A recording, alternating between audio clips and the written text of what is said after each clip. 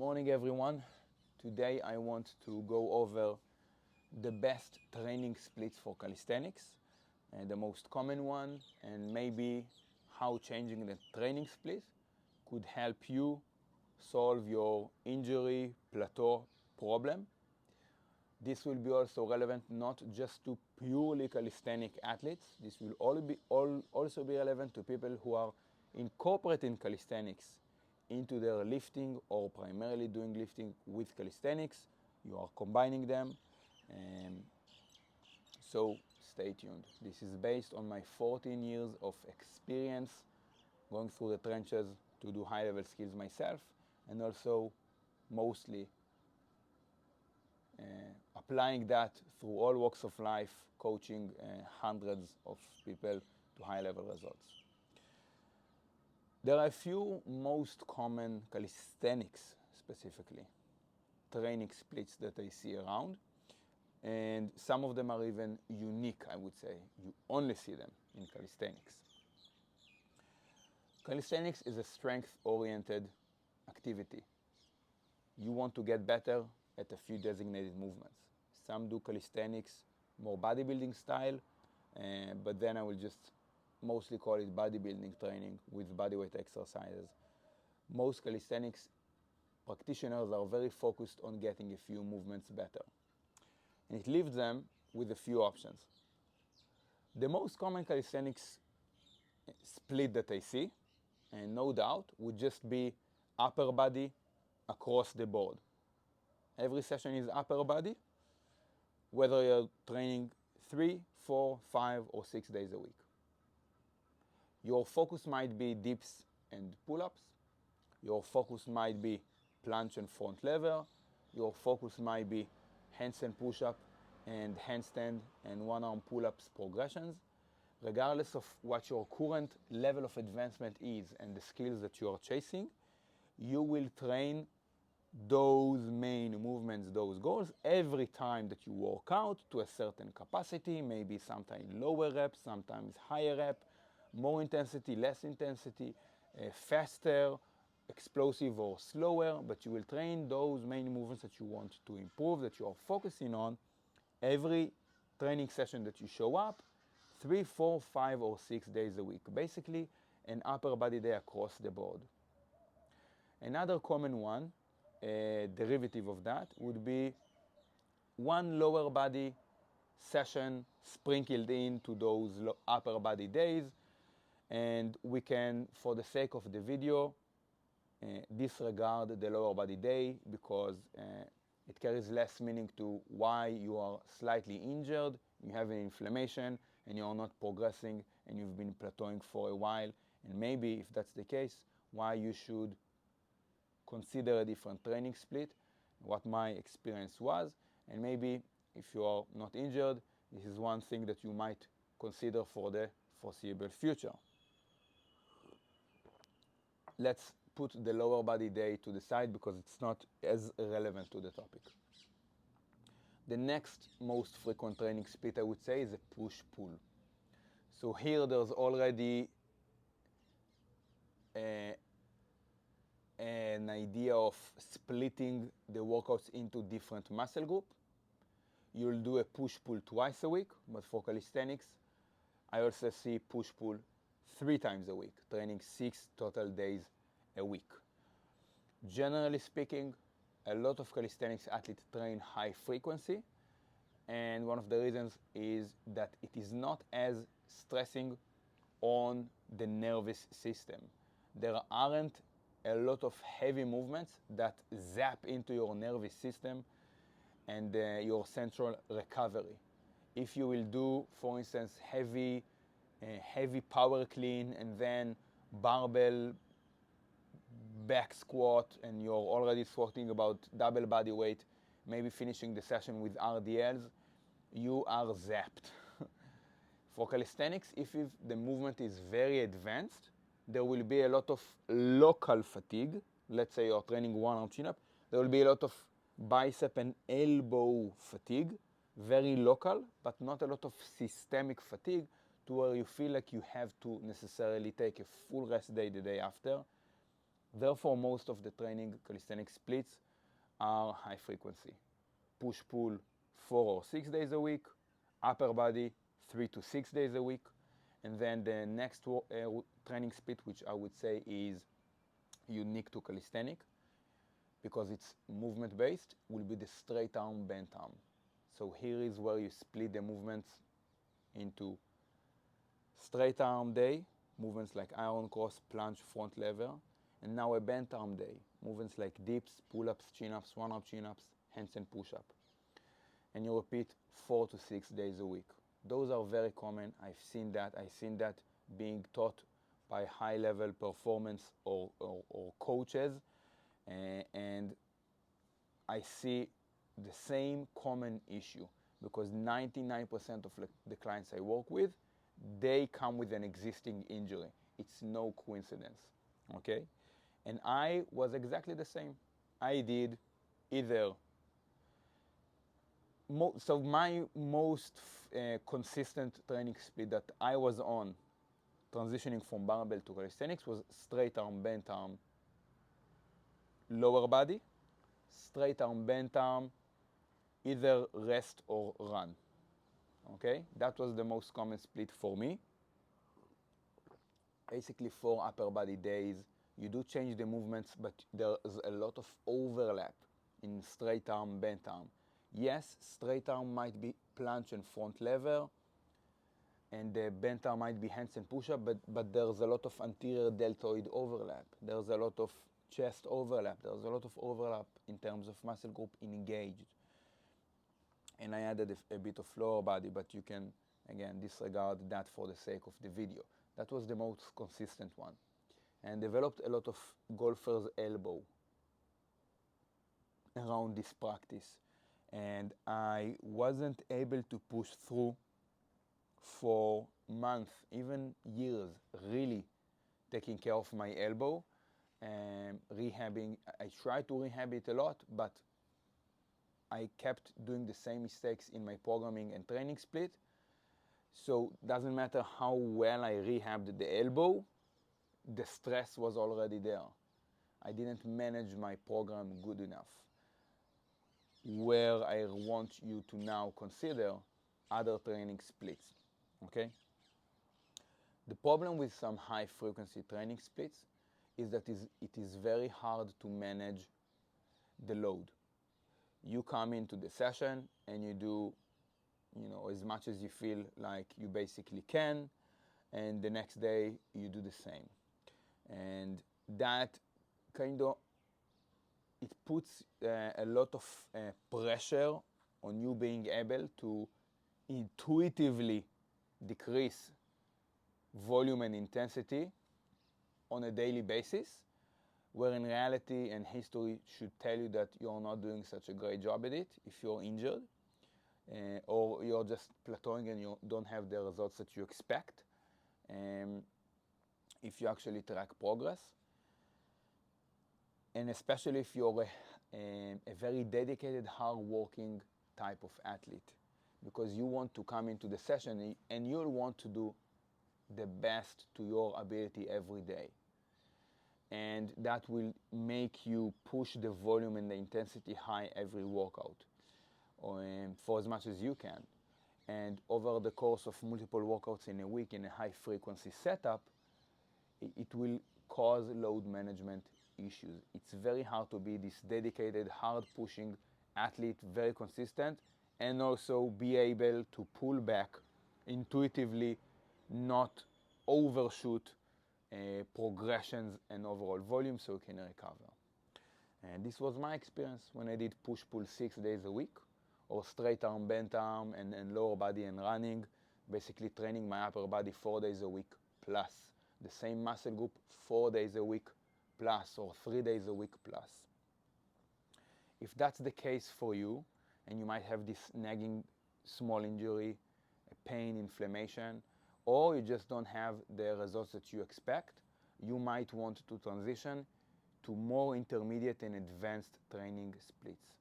Why am I calling it intermediate and advanced? There's a reason why it is advanced. If every single session is harder, it will take you longer to recover from, your training split should reflect that.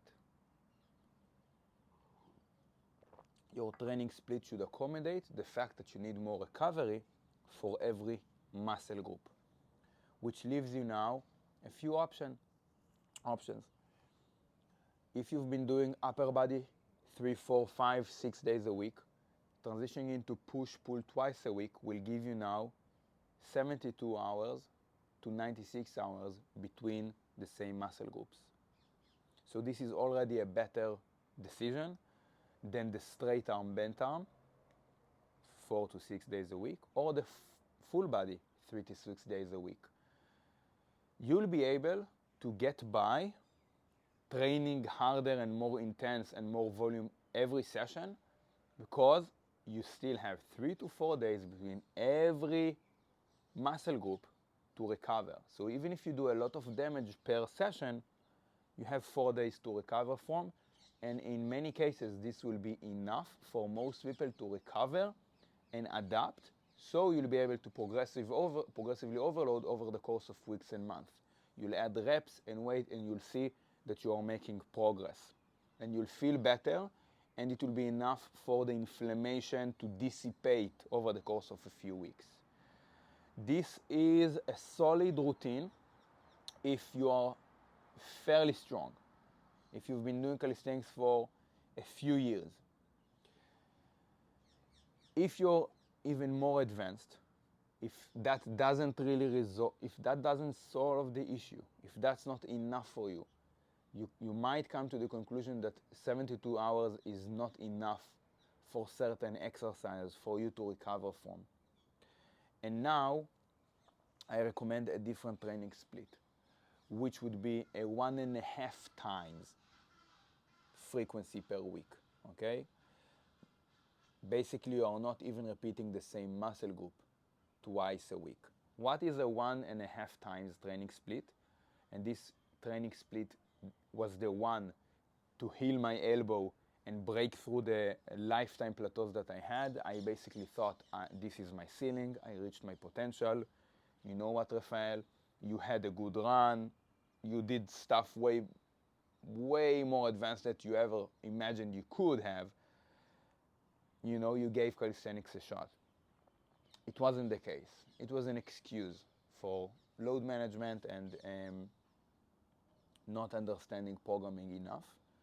1.5 time training split is where you have a movement-based training split, and there is some overlap in muscle group, but it's a different movement.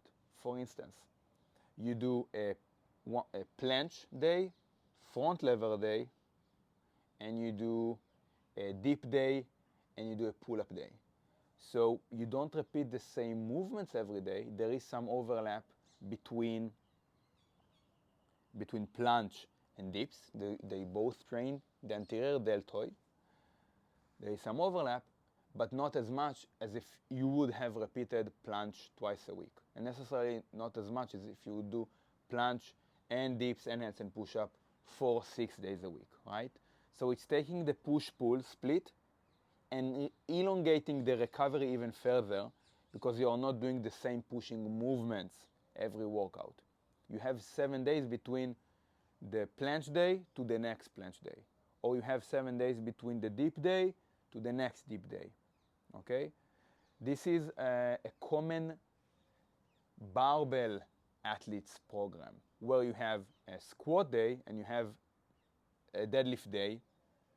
And basically both of them train legs to some capacity and lower back, but slightly different to the point that it will allow you a bit of recovery, right?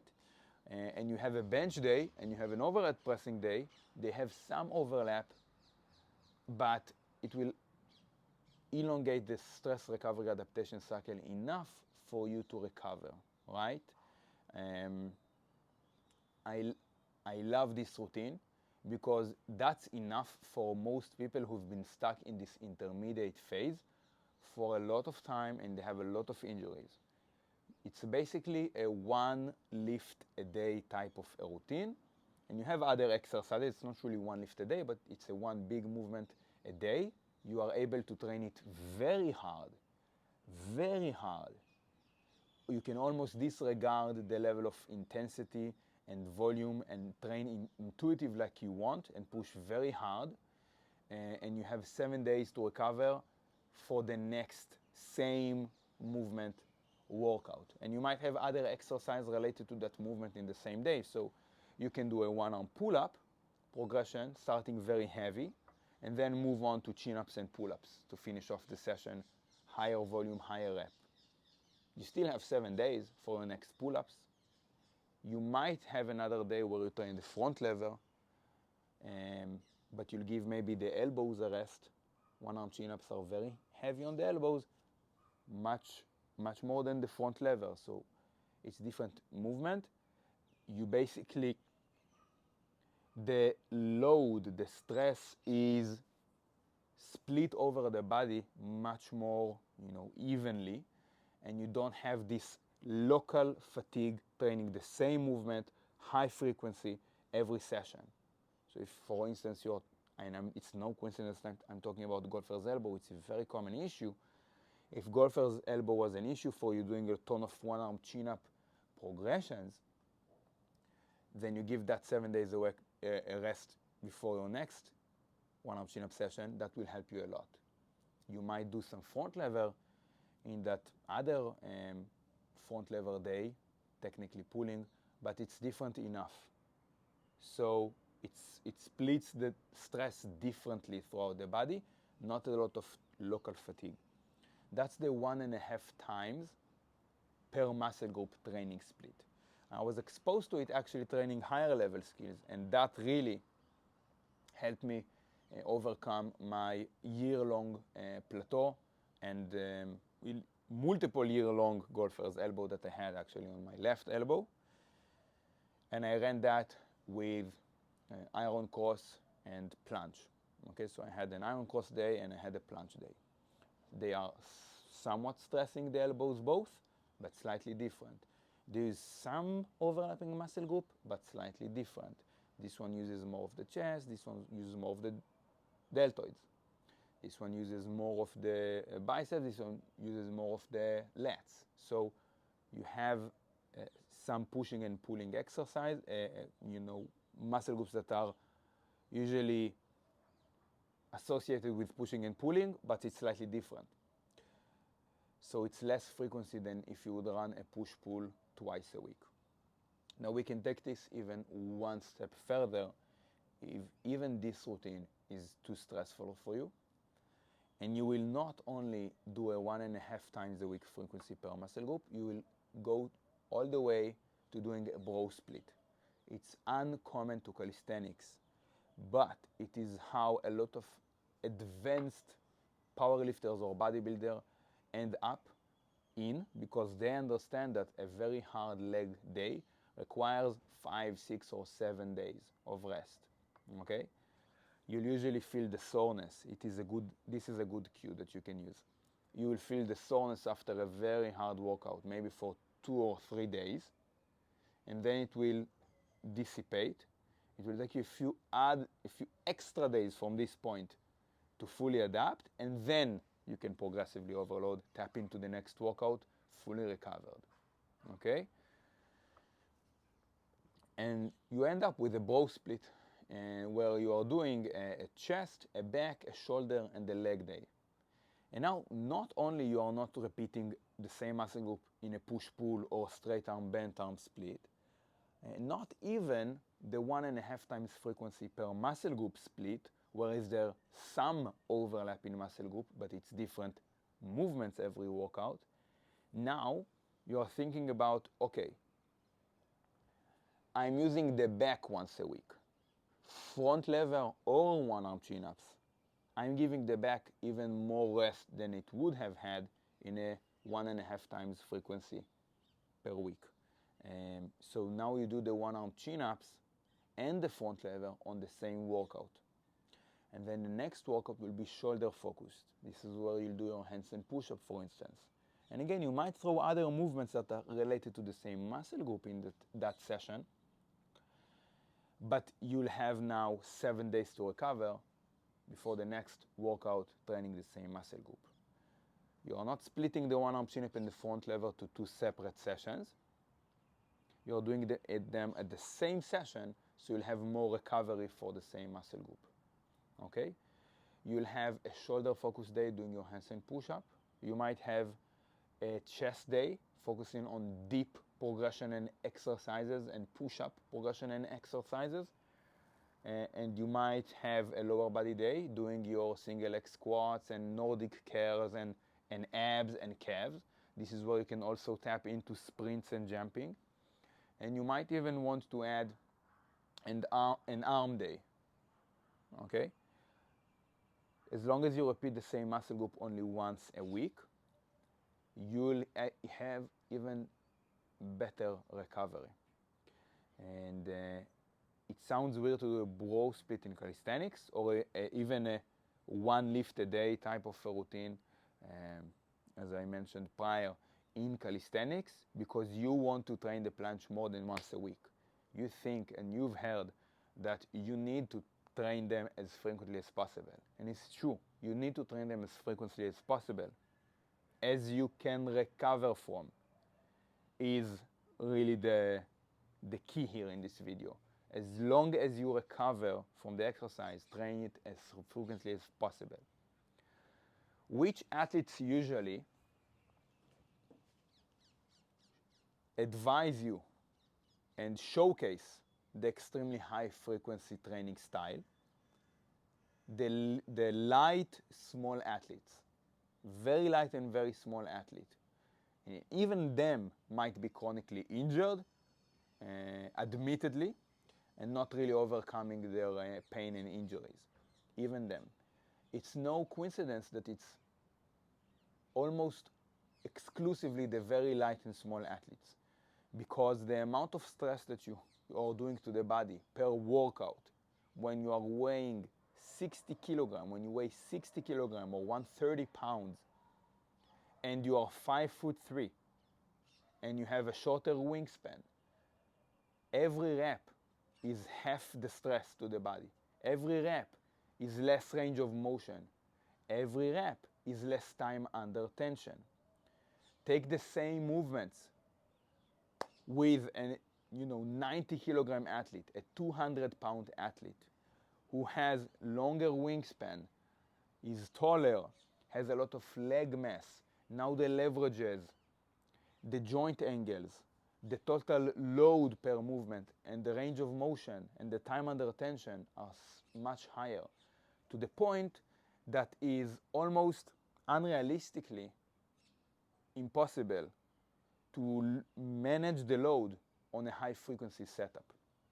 And it is significantly more realistic and sustainable for the same athlete to have a bro split or a 1.5 times a week frequency per movement, per muscle group training split, to properly manage that in terms of load and stress, to the point that he is recovering, he doesn't have nagging injuries and pain, and he is progressively overloading over the course of weeks and months. Same movements, different athletes, completely different scenarios, they need different solutions. So the training split is highly related to the level of advancement of the athlete, not necessarily the movements, because movements by themselves do not reflect your level of advancement. Let me elaborate. A 60 kilogram athlete training for a planche and front lever might be, early intermediate at most. You can see these guys achieving high level calisthenics in 6 months to 12 months, smashing planche and front lever. They are 16 years old. They don't look like they lift at all. It's no coincidence. Those movements with a 5'4" frame, 130-pound body weight, short wingspan and height are not as stressful. They are not high level. There is nothing that you can achieve in any domain in life in 6 months that is high level. Generally and globally speaking, nothing. So it's no coincidence. They don't reflect a high level of advancement or elite level of performance, okay? The same movements, planche and front lever, being trained by someone who is consistently doing calisthenics for 7 years, strength training hard, but weighs 200 pounds, that's not early intermediate. That's an advanced athlete who is trying to mimic beginner calisthenics, young, light, small-framed athletes. I'm not saying anything negative about them. That's their circumstance, that's their situation. They've adapted to how the body responds. The body recovers very well because they're very light and small-framed. So they figured, you know what, I can do a lot of it. And we see the high-level performing calisthenic athletes as average size or more than average size, muscle mass, big framed athlete. And we try to mimic the high-level performance, right? We tell ourselves, you know, this is where it's at. So you do it, but it doesn't work for you because you can train the same muscle group 4 days a week. Upper body across the board, straight arm, bent arm with a ton of muscle group overlap across the board. Even if you do push-pull, you might not recover because you have 3 days to recover between session of the same muscle group, between the push and the next push or the pull or the next pull. So you need to stretch the stress recovery adaptation cycle even further and try a 1.5 times a week per muscle group or once a week for every muscle group, even if it doesn't sound calisthenics-like, even if it sounds bodybuilding-like. That might be the solution for you because every movement, every rep is much more stressful. I want you to consider that. If you're interested in one-on-one online coaching, check the link in the description. Book a free call with me and we'll see if it's a good fit. If not, like, share, and subscribe. Enjoy the video. I hope you enjoyed the video. You can leave more questions down in the comment section below. I'll try to cover them on the next YouTube video. Good morning.